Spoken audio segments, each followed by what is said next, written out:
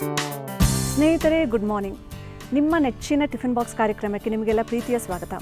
ಇವತ್ತು ನಿಮಗೆಲ್ಲ ನಾನು ಪನ್ನೀರ್ ಪರಾಠ ಹೇಗೆ ಮಾಡೋದು ಅಂತ ತೋರಿಸ್ಕೊಡ್ತಾ ಇದ್ದೇನೆ. ಇದಕ್ಕೆ ಬೇಕಾಗಿರುವಂಥ ಸಾಮಗ್ರಿಗಳು: ಪನ್ನೀರ್, ಎಣ್ಣೆ, ಹಸಿ ಖಾರ, ಅಜ್ವೈನ ಅಂದರೆ ಓಂಕಾಳು, ಗರಂ ಮಸಾಲ, ಕೊತ್ತಂಬರಿ ಸೊಪ್ಪು, ಕಲಸಿರೋ ಅಂಥ ಗೋಧಿ ಹಿಟ್ಟು, ಈರುಳ್ಳಿ ಮತ್ತು ಉಪ್ಪು. ಸ್ನೇಹಿತರೆ, ಇಲ್ಲಿ ನಾನು ಮಾಮೂಲಿ ಪನ್ನೀರಲ್ಲ, ಇದು ಸೋಯಾ ಪನ್ನೀರ್ ತೊಗೊಂಡಿದ್ದೀನಿ. ಇದು ತುಂಬಾ ರಿಚ್ ಇನ್ ಪ್ರೋಟೀನ್ಸ್ ಮತ್ತು ಕೊಲೆಸ್ಟ್ರಾಲೇ ಇಲ್ಲ ಮತ್ತು ಫ್ಯಾಟ್ ಫ್ರೀ, ಹಾಗೂ ಪ್ರೋಟೀನ್ಸ್ ಅಂತೂ ತುಂಬಾ ಹೆಚ್ಚಿನ ಪ್ರಮಾಣದಲ್ಲಿದೆ. ಹಾಗಾಗಿ ನೀವು ಮಾಮೂಲಿ ಪನ್ನೀರ್ ಬಳಸೋಕ್ಕಿಂತ ಆದಷ್ಟು ಸೋಯಾ ಪನ್ನೀರನ್ನ ಬಳಸೋಕ್ಕೆ ರೂಢಿ ಮಾಡ್ಕೊಳ್ಳಿ. ಚೆನ್ನಾಗಿ ಇದನ್ನು ಪುಡಿ ಪುಡಿ ಮಾಡಬೇಕು.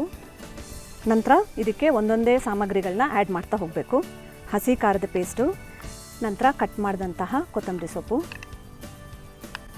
ನಂತರ 1 ಟೀ ಸ್ಪೂನಷ್ಟು ಓಂಕಾಳು, ರುಚಿಗೆ ತಕ್ಕಷ್ಟು ಉಪ್ಪು, ಹೆಚ್ಚಿರೋ ಅಂಥ ಈರುಳ್ಳಿ ತುಂಬ ಸಣ್ಣಕ್ಕೆ ಹೆಚ್ಕೋಬೇಕು, ಇಲ್ಲಾಂದರೆ ಚಪಾತಿ ಲಟ್ಟಿಸ್ಬೇಕಾದ್ರೆ ಕಷ್ಟ ಆಗುತ್ತೆ. 1/4 ಟೀ ಸ್ಪೂನಷ್ಟು ಗರಂ ಮಸಾಲ. ಇದನ್ನು ಚೆನ್ನಾಗಿ ಮಿಕ್ಸ್ ಮಾಡಿ ಇಟ್ಕೊಂಬಿಡಿ. ಇದು ನಮ್ಮ ಸ್ಟಫಿಂಗ್ ಸಿದ್ಧ ಆಯಿತು. ಇವಾಗ ಚಪಾತಿ ಲಟ್ಸೋಣ. ಪೂರಿ ಸೈಜಲ್ಲಿ ಚಿಕ್ಕ ಚಿಕ್ಕದಾಗಿ ಮಾಡ್ಕೋಬೇಕು. ನಂತರ ಇದರಲ್ಲಿ 1 ಸ್ಪೂನಷ್ಟು ಈ ಸಿದ್ಧವಾಗಿರುವಂಥ ಫಿಲ್ಲಿಂಗ್ ಎಲ್ಲ ಕಡೆ ಸ್ಪ್ರೆಡ್ ಮಾಡ್ಕೊಳ್ಳಿ.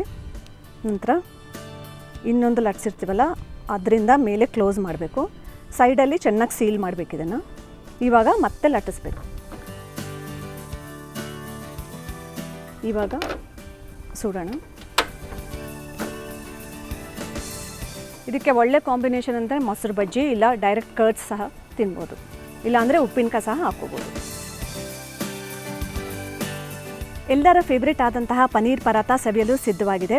ಮತ್ತೆ ನಾಳಿನ ಸಂಚಿಕೆಯಲ್ಲಿ ನಿಮ್ಮನ್ನು ಭೇಟಿ ಆಗ್ತೇನೆ. ಅಲ್ಲಿ ತನಕ ಶುಭ ದಿನ.